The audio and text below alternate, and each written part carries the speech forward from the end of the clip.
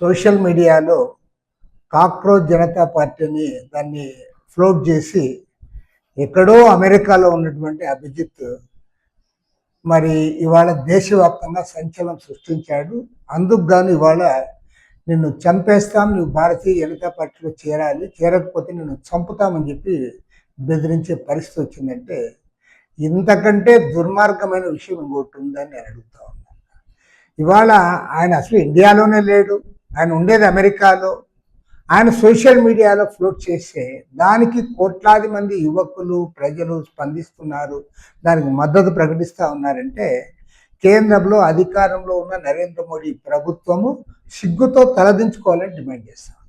ఎందుకంటే మీరు యువతను పట్టించుకోలే. 2014 పార్లమెంట్ ఎన్నికల్లో సంవత్సరానికి 2 కోట్ల మందికి ఉద్యోగాలు ఇస్తామని ప్రచారం చేసి గత 12 ఏళ్ల కాలంలో మీరు ఎక్కడ ఉద్యోగాలు ఇవ్వలే.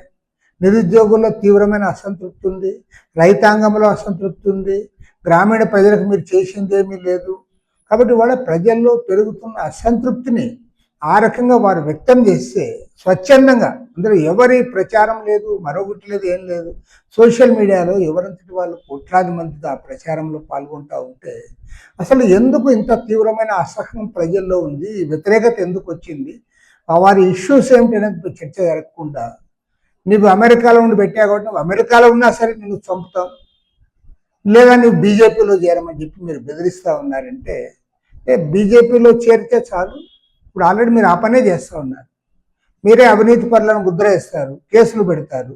వాళ్ళు ఎప్పుడైతే మీ బీజేపీ కండువా కప్పుకుంటే వాళ్ళందరూ కూడా వాషింగ్ పౌడర్ నిర్మా మాదిరి వాళ్ళు బ్రహ్మాండంగా పవిత్రులు అయిపోతూ ఉన్నారు. ఇప్పుడు మీ పైన ఎవరైతే విమర్శలు చేస్తారో వాళ్ళకు కూడా బెదిరిస్తూ ఉన్నారు, మీ దాంట్లో బీజేపీలో చేరమని. కాబట్టి అంటే దీన్ని తీవ్రంగా తప్పుపడతా ఉన్నాం. భారతదేశంలో ప్రజాస్వామ్యానికి ప్రమాదం ఏర్పడింది. ఇంతకంటే దృష్టాంతం మరొకటి అక్కర్లేదు. ఇవాళ మీరు అందరినీ బెదిరిస్తూ ఉన్నారు. మీరు తర్వాత కొంతమందిని ఉపా చట్టం కింద జైళ్లలో నిర్బంధిస్తూ ఉన్నారు. చివరికి సుప్రీంకోర్టు కూడా చెప్పాల్సి వచ్చింది, ఉపా కింద అరెస్ట్ చేసి మీరు సంవత్సరాల పర్యంతం, నెలల పర్యంతం జైళ్లలో పెట్టడానికి లేదని ఉమర్ ఖాలిద్ విషయంలో కూడా ఇవాళ బెయిల్ ఇచ్చే పరిస్థితి వచ్చింది. కాబట్టి ఏమంటే మీరు కోర్టులను ఉల్లంఘిస్తూ ఉన్నారు, కాన్స్టిట్యూషన్ను ఉల్లంఘిస్తూ ఉన్నారు, మీరు డెమోక్రసీ ఏమాత్రం మీకు వంటబట్టలేదు. సెక్యులరిజం అనే పదాన్ని మీరు తొలగించి హిందూ మత ఉన్మాదాన్ని రెచ్చగొట్టే పద్ధతిలో ఒకే మత పార్టీగా దాన్ని మీరు తయారు చేశారు. ఇప్పుడు ప్రపంచవ్యాప్తంగా అందరినీ బెదిరించి తద్వారా మీ రాజకీయం నడుపుకోవాలనుకుంటా ఉన్నారు. అక్కడేమో అమెరికా అధ్యక్షుడు డొనాల్డ్ ట్రంప్ సలాం చేస్తారు, గులాంగిరి చేస్తారు, ఆయన ఏం చెప్తే దానికి లొంగిపోతారు. ఇక్కడ మాత్రం అందరిని కూడా శాసించే పద్ధతుల్లో, బెదిరించే పద్ధతుల్లో, చంపుతామనే పద్ధతుల్లో మీరు చేస్తున్నారంటే దీన్ని ప్రజాతంత్రవాదులందరూ కూడా ఖండించాలని కోరుతా ఉన్నాం. అందరం కూడా సమైక్యంగా ఈ దాడిని తిప్పి కొట్టాలని చెప్పి కూడా ప్రజానీకానికి విజ్ఞప్తి చేశారు.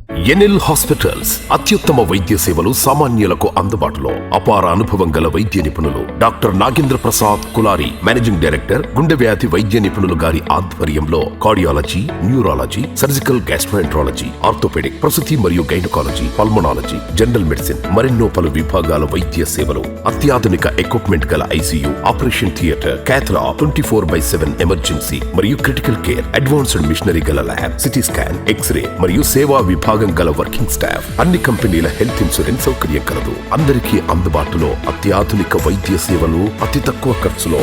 ఎన్ఎల్ హాస్పిటల్స్, పివిఆర్ కళ్యాణ మండపం ఎదురుగా, అన్నమయ్య సర్కిల్ దగ్గర, మాగుంట లేఅవుట్, నెల్లూరు.